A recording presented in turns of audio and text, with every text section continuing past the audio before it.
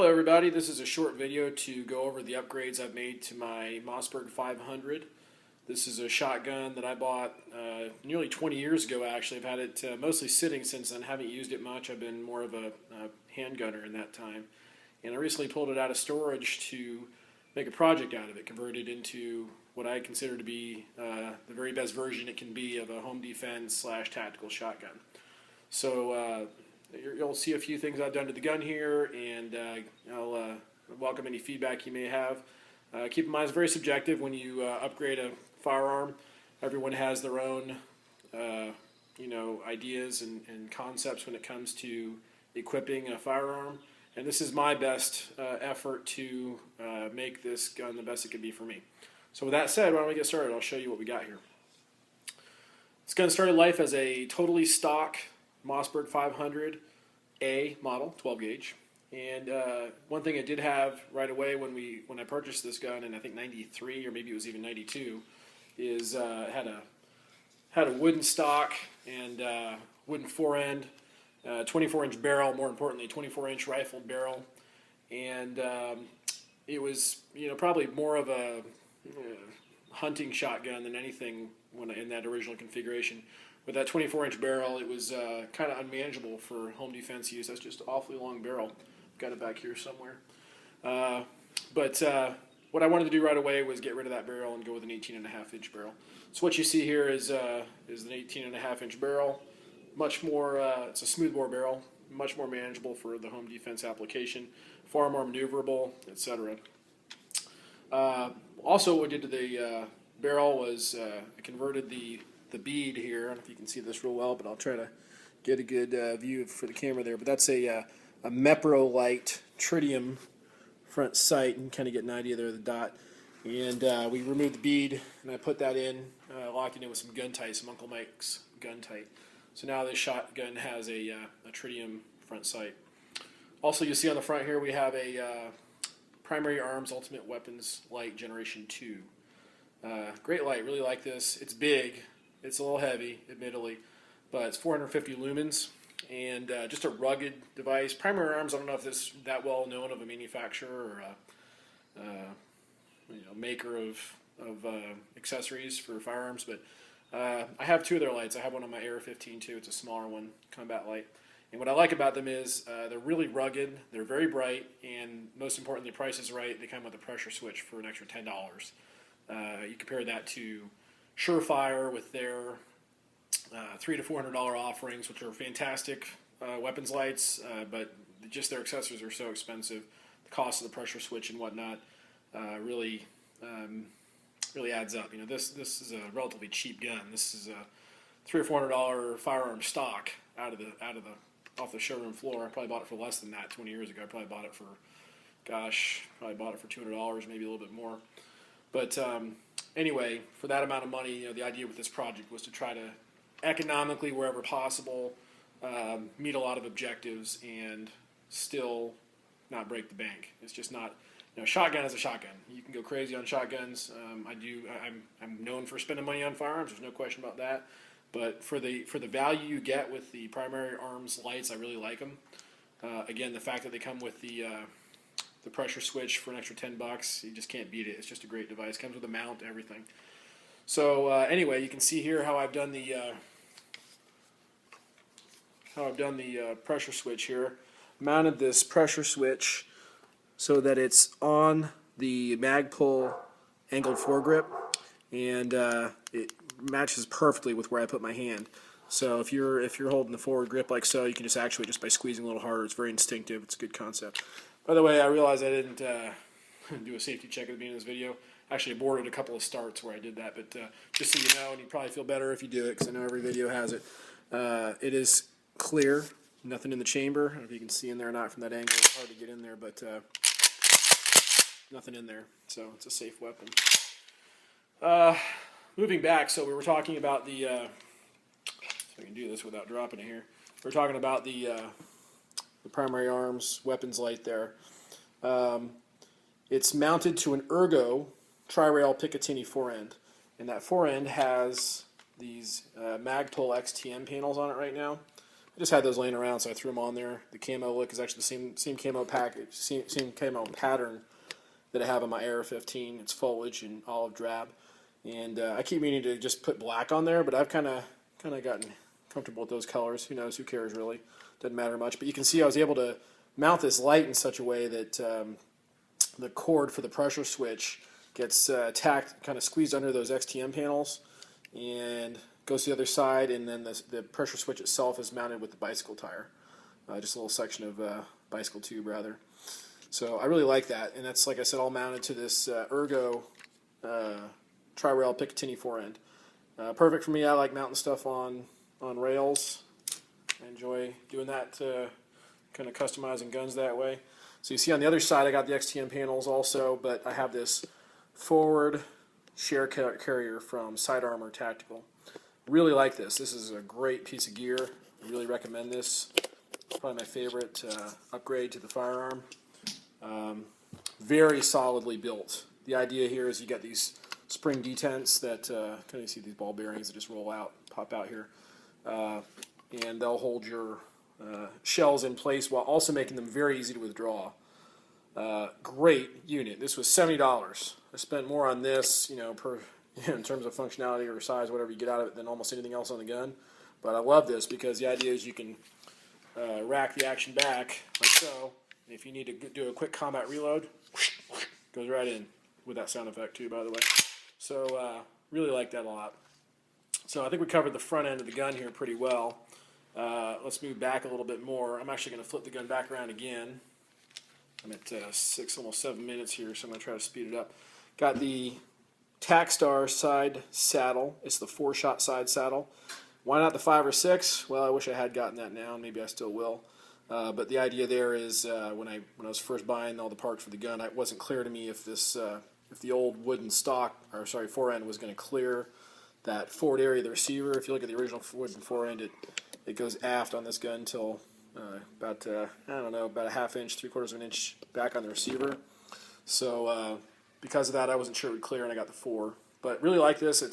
It sure holds them in there, sturdy. The reason I got these mounted with the brass side down is I only see myself reloading the tube from there. That's why I've got the side armor on the opposite side here, so I can do a combat reload there. But it holds them in there very firmly, and it's mounted via a screw that goes through the receiver. That was a pin there. It used to be a takedown pin to release the trigger housing. Now it's a hex bolt, and it attaches on the other side to the side saddle. Nice piece of gear. I think it's $35, maybe $38, and works perfectly. You just have to really kind of yank those things out. When the time comes to pull them out, you gotta be aggressive. But it sure does hold them in there. Let's look at the top of the receiver now. So you notice I have a Picatinny rail up there. This is a pre-1993 Mossberg 500A, so I had to get the older Picatinny rail. I should say older 540 screws, I think are that attached to the receiver on the top here. So I first ordered a UTG that didn't fit. So there's $10 down the drain. So this is a EGW Picatinny mount. Perfect, no problem at all. Use a little gun tight on there when I attached it. And you see I've got an optic. The Burris Fast Fire 2. Not, I've been playing with this. I can't really quite decide if this is exactly what I want or not.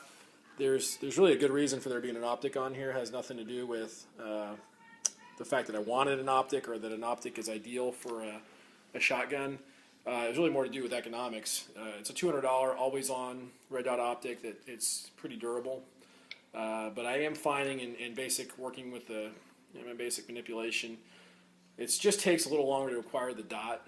I've noticed that without the optic on there, I can acquire that front sight pretty easily in the dark, especially when you got this 450 lumen light. The other issue is with this bright light, the dot can kind of tend to disappear a little bit. If you don't already have it acquired before you actuate the light, it can be a little hard to see. So that's the whole reason for still caring about the front sight anyways. You still have something you can sight the gun with. So jury's still out on this. I think it's a nice sight. If I don't want to leave it on the gun, I might put it on I got a little 22, I might put it on. But the idea, again, is economics. The cost of drilling and tapping the receiver and putting ghost ring sights on this gun, it just didn't make sense. It was actually cheaper to get the optic, believe it or not, even though it's a good optic. So that's why we're using an optic. And time will tell. Overall, I think this is pretty cool. I think I'll get used to it, but I can always just back it off and go with a more traditional rear sight. Another thing I did was I replaced the standard Mossberg safety with an enhanced safety. The only difference is this is made of aluminum and it's got this ridge, which really makes for easier actuation. So that was a good upgrade. The original safety is made of plastic, and because it doesn't have that ridge, it's just a little harder to get to under stress. I wanted something to have a real positive action, and I could actuate real easily. You'll see that finally we get to what I think is the most controversial aspect of this gun, is this Mako AGM 500 collapsible tactical stock. I shouldn't say collapsible, it's a folding tactical stock. And the issue with that is the stock, the pistol grip concept on the Mossberg. I love the pistol grip, don't get me wrong. I just, when you fire rifles and you play with pistols all the time, you're obviously already acclimated to a pistol grip anyway. But you have weapons manipulation issues with this stock on a Mossberg 500A or any Mossberg shotgun, any pump action Mossberg shotgun. The issue is real simple. We just talked about the safety here. Safety being on the top of the weapon and the slide release being here on the basically where your middle finger would have slid underneath to get to that, to release that with just a typical fixed stock. Real simple issue here. Imagine that we're doing a little manipulation here. Here we have the gun, and we want to go from a low ready to a ready to fire position. What you're going to have to do to get the safety on, because I have it off right now, I see no red dot there. I'm going to have to bring my thumb up, push it forward and back down further to release the slide and draw it back if I don't want to dry fire, which you just don't think most people want to do that to release the action. You're going to have to bring the gun up, over, push with your thumb, and rack it. And it looks like, when you look at, let me see if I can do this, maybe upside down is better. It looks like your thumb ought to be able to reach this. It sure looks like it, but because of the width of the grip here, if they just taper that down a little, it'll make all the difference. But your thumb just doesn't quite hit it. Let's try doing it like this here, cross in front. Okay, when you have your thumb on the weapon, it's about as close as I can get it there. The thumb just misses. See, your joint is outboard a little bit. You want to bring it up outboard. So, like I said, controversial. The reason I wanted this stock in the first place, two reasons. One, I like the pistol grip. I just think pistol grip on a shotgun is a great thing. Second, I wanted the adjustable riser, and that's just so I can get. You can see that optic is a little bit elevated on the Picatinny rail on top of the receiver there, and this riser lets you get a good weld, so you can see right down through that optic. It's perfect height. Fixed stock, you can't do that obviously. You can play with pads and some other things. And Magpul's coming out with an SGA stock for the Mossberg that looks very appealing. But at the end of the day, I really like this riser, I really like the pistol grip, and there's no pistol grip, doesn't matter which one. Mako I actually think this is a very nice stock. It's really well made. You're always going to have this issue with the slide release and the safety. You have two choices. Don't use one on a Mossberg, which is it's a very logical train of thought. The other option is to just deal with it and learn via practice to manipulate your weapon, knowing that limitation. So what I've chosen to do is I'm practicing with a couple different methods here, but number one, safety can come on, and when you're in that position, you can bring your thumb forward, your second finger can come underneath, and release the slide. So that's one way, all in one. The other one is to simply, I'm going from a safety off position, bring it up, gun comes to the side, and then up. Probably this first way is better. It just takes, the gun stays on target a little bit more, but you're certainly working the gun, moving the firearm around under stress. Keep in mind it's a home defense shotgun, so we've lost a little simplicity for the benefits of this pistol grip, the riser, and also, by the way, the weight. It's a very lightweight stock, so this I didn't weigh it before and after, but I got to think that it saved me a good 6 or 8 ounces over the wooden stock. So I went back and forth on this. This stock has come on and off like 3 or 4 times where I played with it, and at the end of the day, I decided I wanted a pistol grip, so we're keeping it.